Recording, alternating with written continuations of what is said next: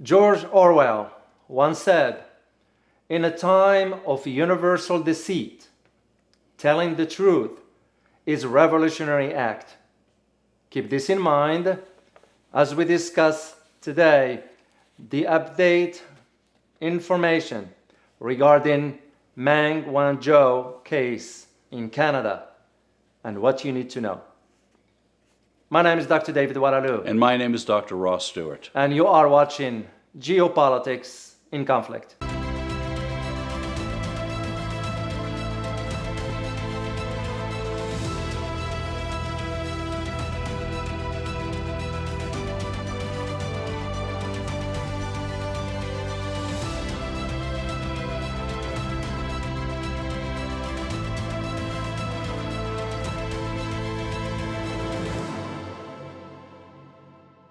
Again, we'd like to thank you for your comments and also for your corrections. Once in a while, Dave and I might make a mistake, and we like it that you point those out to us. We receive them with great humor. We also truly appreciate you sharing this with other people. Our viewership is watching, our subscribers are growing, and thank you for doing that for us. Well, indeed, Ross, we make mistakes. That makes us humans, right? Right. Yeah, we can't thank you enough for your support. It means a lot to us. But also take this opportunity to thank our Patreon members for their continued support, and we appreciate that a lot. And for you, if you like our videos and you want to show your support, consider joining our Patreon membership. So once again, thank you all for your support. Back to our topic. Well, you know, as we told people we would do, we're following up on Meng Wanzhou's case in Canada. And what we see is new evidence was provided, and we're waiting for a decision on this. What's your take on all this, David? Well, indeed, Ross, some evidence just came out. And the reason we didn't want to shoot this couple days ago, because we were waiting on some confirmation on certain information. As we always tell our viewers, we want to make sure that the information we're sharing with them is to the best of our knowledge. So that's the reason why. But in any event, there are new evidence that has emerged in Vancouver court, which stems from a Hong Kong court that Meng Wanzhou's lawyers filed a lawsuit against HSBC. Right. And the court in Hong Kong obliged HSBC to provide the document, a chain of documents that indicates that Meng Wanzhou was not lying to HSBC as it was declared. So basically what took place with that? The United States government provided false information under which to arrest Meng Wanzhou. Well, you know, HSBC has been receiving very heavy fines and is on probation. What's the news behind the news here in this? You hit the nail on the head, Ross, on this. They are indeed on probation under the Justice Department. So, and that is one of the reasons why they are doing what they are doing. Mind you that last May, HSBC wanted to pull out of the US market altogether, which has not been reported. What they maintained was that their high net worth clients, only a few of them, interesting enough is that Huawei is one of the top clients for HSBC. But the way they went about it, lying, indicating that when Meng Wanzhou presented the information, HSBC indicated that it was only a junior officer who approved that, which turns out to be A lie. A lie.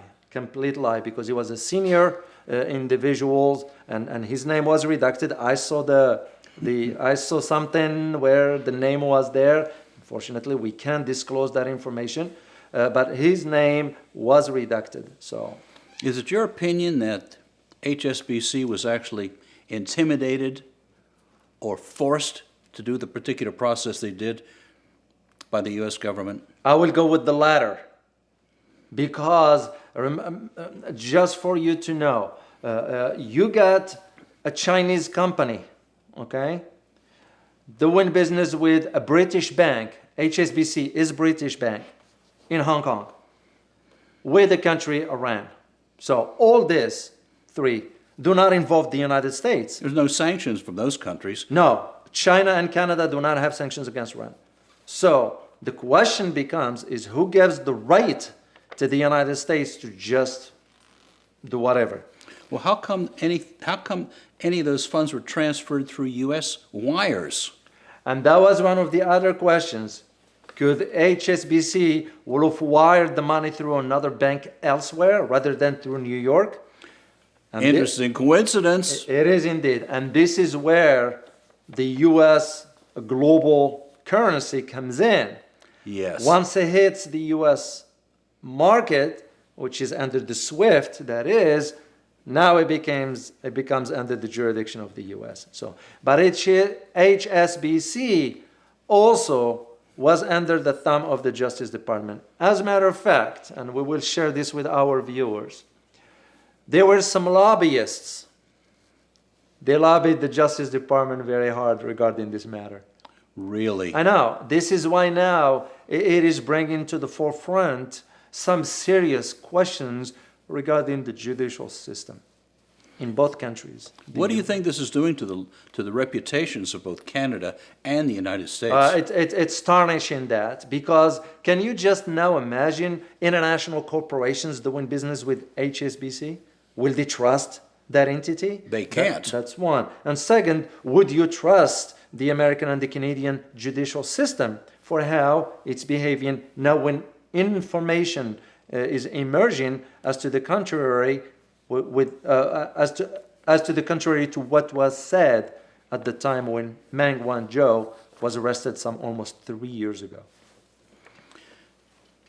Do you think all of this is a direct result of the tension between the United States and China?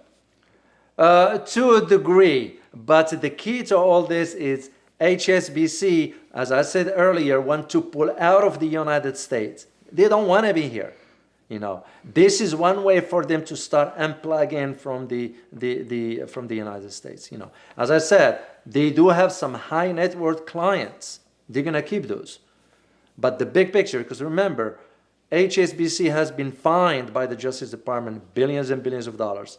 And just for you to know, HSBC was involved with a drug cartel in Mexico.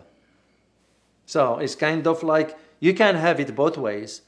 You can do something like that, and all of a sudden, just, you know, we're not defending Meng Wanzhou here. We're speaking the facts as we know them.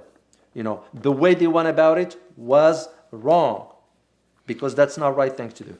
Well, how is it that corporations can be fined, but in this case, they went after a particular individual?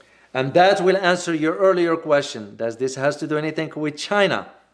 And your answer is right there. Because if we are to think about Morgan Stanley, for example, or some other banks in the US, one of them, I forgot the name, was involved in a fine for $88 million regarding some violated certain sanctions and so forth regarding Iran.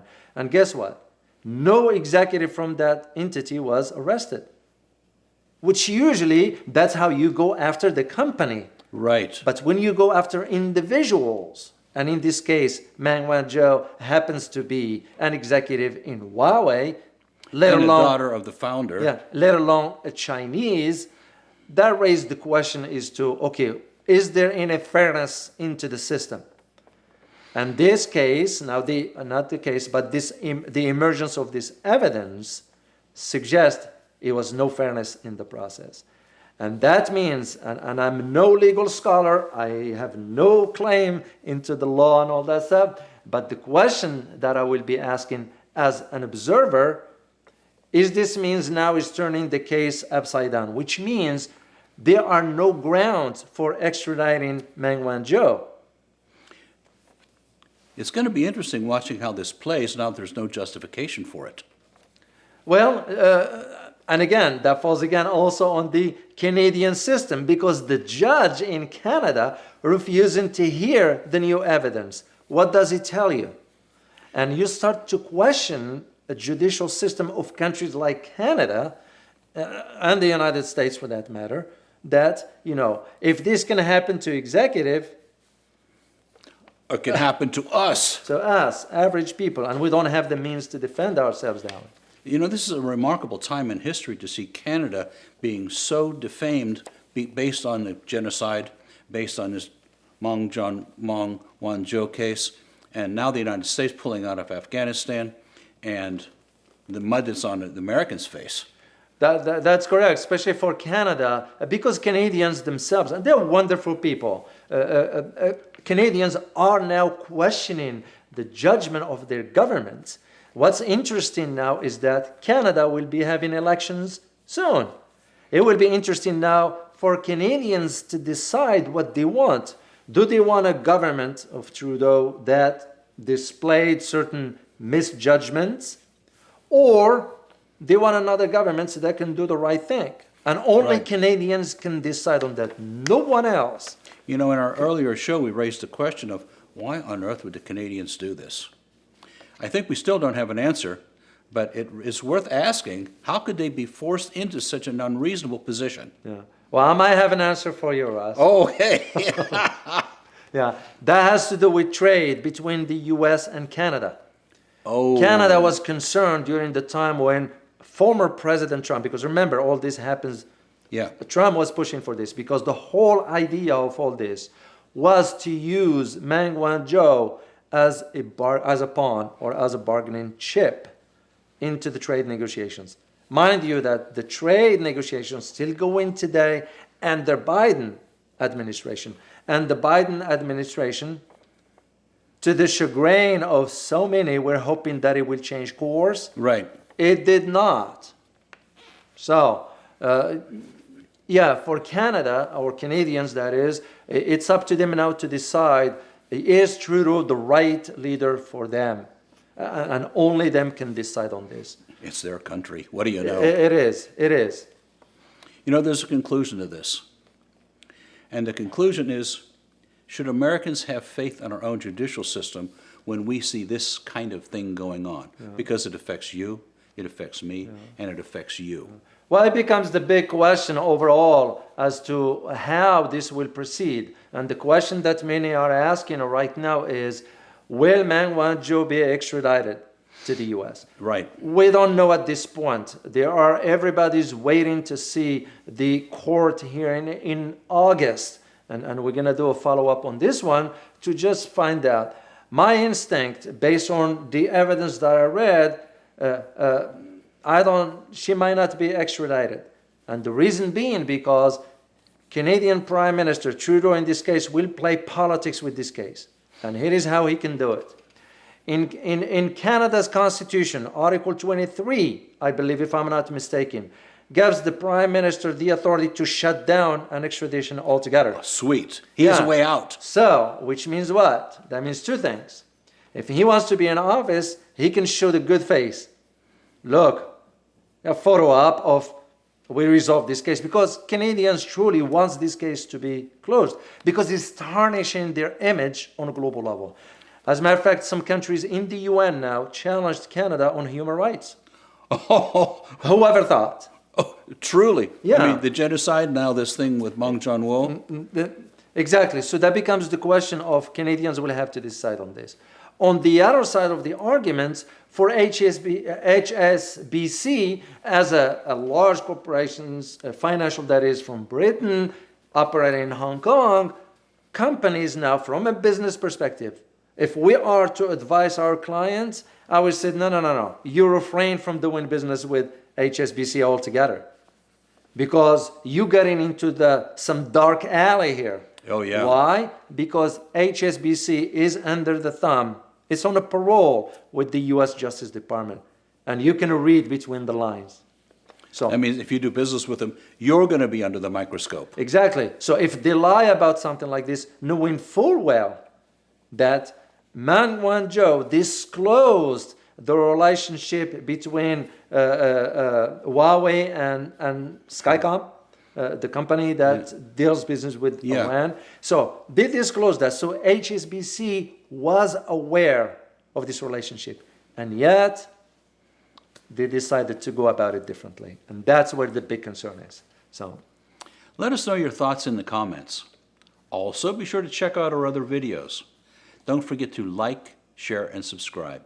Thanks for watching. and as always, stay informed. Till next time. Bye-bye.